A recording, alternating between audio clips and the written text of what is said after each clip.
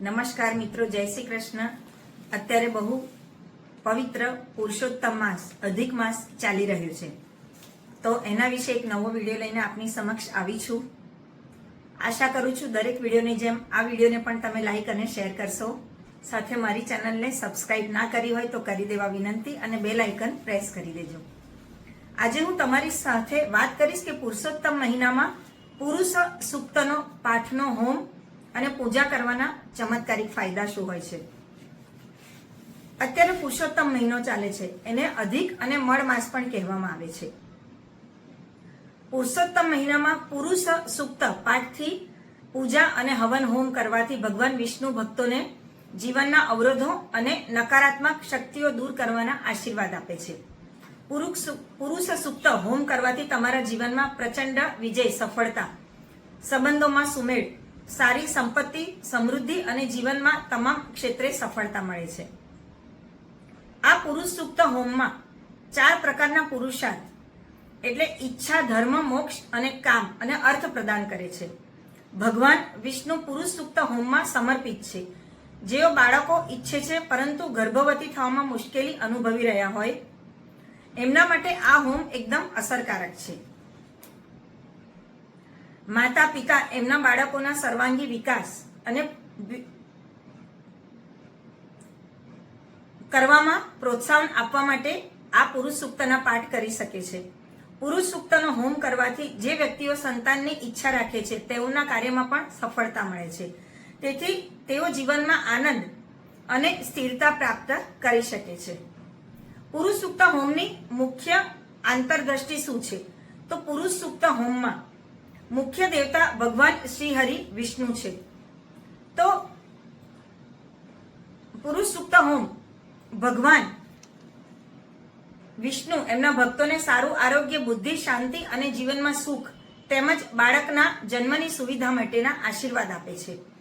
પંડિત જી જન્મ અને નક્ષત્રના આધારે પુરુષ સૂક્ત હોમ માટે મુહૂર્ત નક્કી કરે છે. પરંતુ આ અધિક મહિનો આખો જ મહિનો શુભ મુહૂર્ત ગણવામાં આવે છે. તમે 11 પૂનમ અને શનિવારે પણ પુરુષ સૂક્ત હોમ કરી શકો છો. પુરુષ સૂક્ત હોમ નાણાકીય દેવા, સંબંધોની સમસ્યાઓને દૂર કરવામાં ઘણી મદદ કરે છે. પુરુષ સૂક્ત હોમ કરવાથી ફાયદા. પુરુષ સૂક્ત હોમમાં ગર્ભાવસ્થા દરમિયાન પ્રજનન અથવા સમસ્યાઓ દૂર થઈ શકે છે. જ્યારે સંતાન પ્રાપ્તિમાં વિલંબ થાય અથવા કોઈ સમસ્યા ઊભી થાય ત્યારે એમની નકારાત્મકતાને દૂર કરવા માટે આ હોમ કરવામાં આવે છે. જેઓ બાળકો ઈચ્છે છે પરંતુ ગર્ભવતી થવામાં મુશ્કેલી અનુભવે એમના માટે આ હોમ ખૂબ જ ફાયદાકારક છે. બીજી તરફ જેમને બાળકો છે તેઓ બાળકોના સર્વાંગી વિકાસ અને લાભ માટે આ હોમ કરે છે. કુદરતને આભારી છે કે બાળકો અને પરિવારના સુખનો સૌથી મોટો આ સ્તોત્ર છે. જ્યારે તેઓ નિસંતાન હોય અને એમના માટે જીવન અસહ્ય બની જાય જો તેઓને બાળક ન હોય અથવા તો એ બાબતે કોઈ સમસ્યાનો સામનો કરવો પડતો હોય, તો તમામ સગવડો હોવા છતાંય દંપતી મનની શાંતિને ખલેલ પહોંચે છે. ભગવાન વિષ્ણુની પૂજા કરવાથી તમને તંદુરસ્ત તેમજ મજબૂત અને સફળ જીવનના આશીર્વાદ મળે છે. ભગવાન વિષ્ણુએ પોતે સનત કુમારને સૂત સંહિતામાં આ હોમ વિશે જાણ કરી હતી. પુરુષ સૂક્ત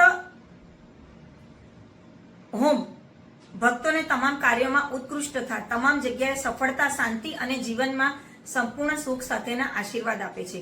જેમ ભગવાન વિષ્ણુ બાળકને જન્મ આપતી વખતે માતાને શક્તિ અને રક્ષણ આપે છે, આ પુરુષ સૂક્ત હોમ એ મહાન વ્યક્તિનું પુરુષ તરીકે વર્ણન કરે છે.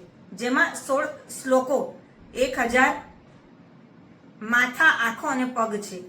જો સંતાન પ્રાપ્તિમાં મુશ્કેલીઓ અથવા વિલંબ હોય તેમજ ગર્ભાવસ્થા દરમિયાન કેટલીક મુશ્કેલીઓ અથવા પડકારો હોય તો આ પુરુષ સૂક્ત હોમમાં એક આશીર્વાદ છે. પુરુષ સૂક્ત હોમ કેવી રીતે કરવો? પુરુષ સૂક્ત હોમની પ્રક્રિયામાં પંચદેવ પૂજન, શ્રી ગણપતિ પૂજન, અભિષેક, કુળદેવીજીનું પૂજન, ક્ષેત્રપાળ પૂજન, સ્વસ્તિ વાચન અને સંકલ્પનો સમાવેશ થાય છે.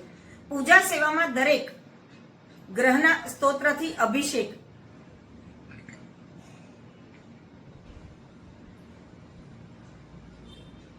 108 વખત પુરુષ સૂક્તના પાઠ કરવા તથા હોમાત્મક આચરણનો પણ સમાવેશ થાય છે. કળશ સ્થાપન, જેમાં ગૌરી, ગણેશ પુણ્ય વાચન, ષોડશ માતૃકા અને નવગ્રહનો સમાવેશ થાય છે.